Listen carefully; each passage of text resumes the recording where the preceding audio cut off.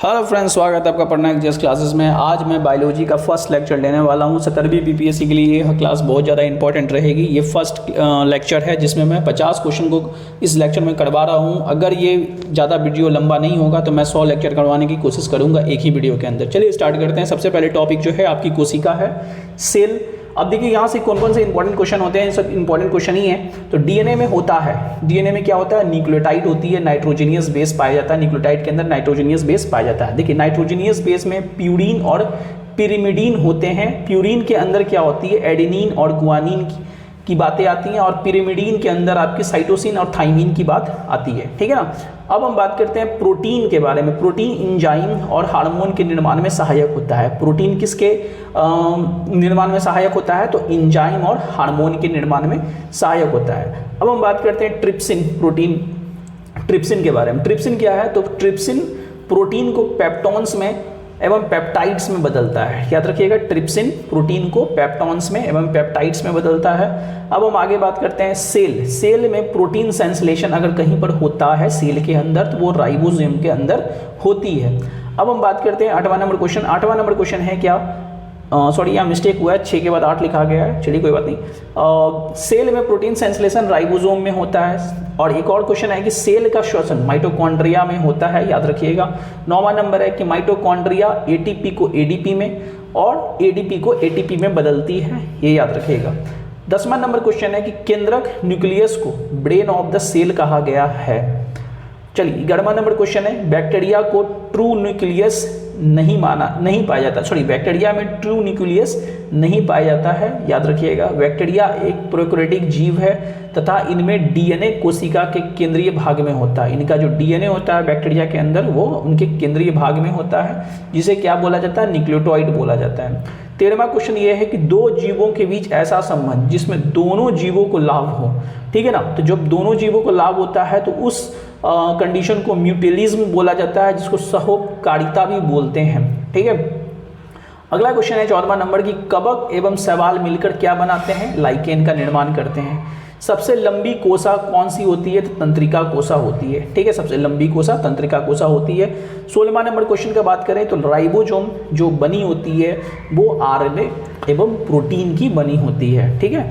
17वां number question है कि ribosome कोशिका में प्रोटीन सेंसलेशन में सहायक होता है। ये ऊपर भी रिपीट हुआ है ये क्वेश्चन। राइबोसोम सबसे छोटा राइबोसोम सबसे छोटा सेल ऑर्गेनेलिस कोशिकांग में होता है। सॉरी, सेल ऑर्गेनेलिस का ही हिंदी कोशिकांग होता है, यानी राइबोसोम सबसे छोटा आपकी सेल ऑर्गेनेलिस में होती है। 19वां नंबर क्वेश्चन है कि लाइसोसोम को आत्महत्या का थैला कहा जाता है क्योंकि इनमें हाइड्रोलिटिक एंजाइम्स पाए जाते हैं।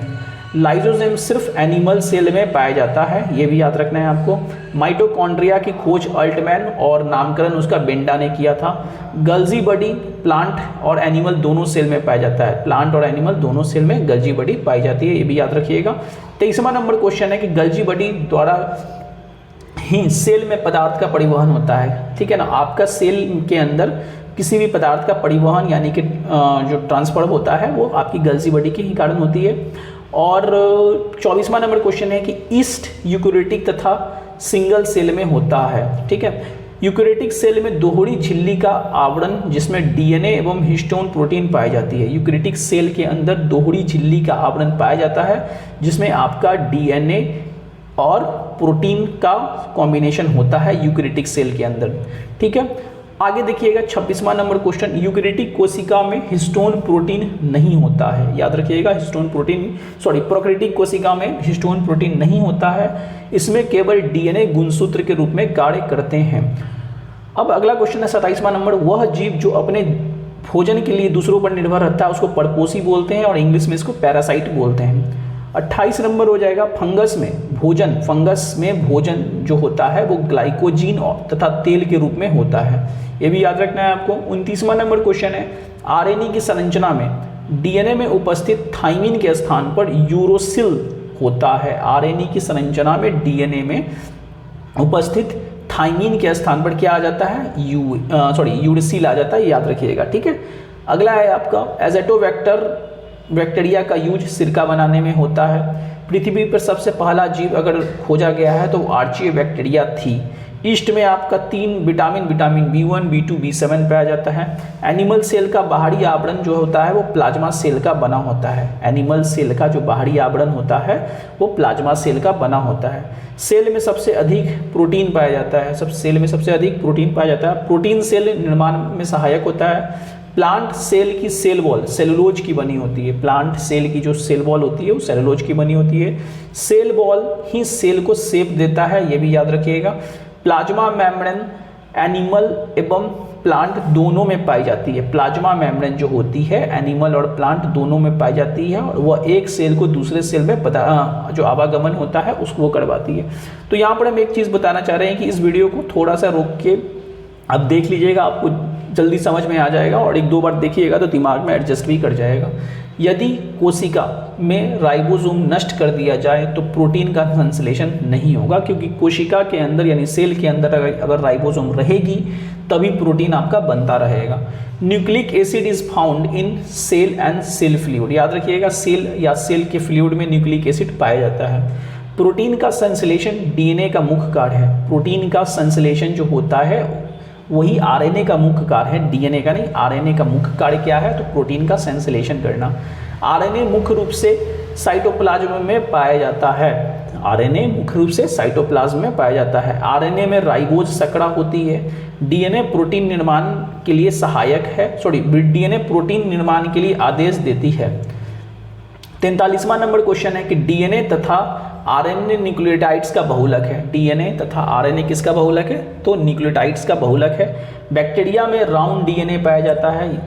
कुछ बैक्टीरिया के सतह पर सूक्ष्म रोग पाए जाते हैं। कुछ बैक्टीरिया होते हैं उसके सतह पर कुछ जो रोग पाए जाते हैं उसको पीली बोलते हैं। प्याज में एलाइल प्रोपाइल डाइसल्फाइड नामक पदार्थ पाया जाता है। एलाइल प्रोपाइल डाइसल्फाइड नामक पदार्थ पाया जाता है जिसके कारण एक विशेष प्रकार की उसमें गंध आती है।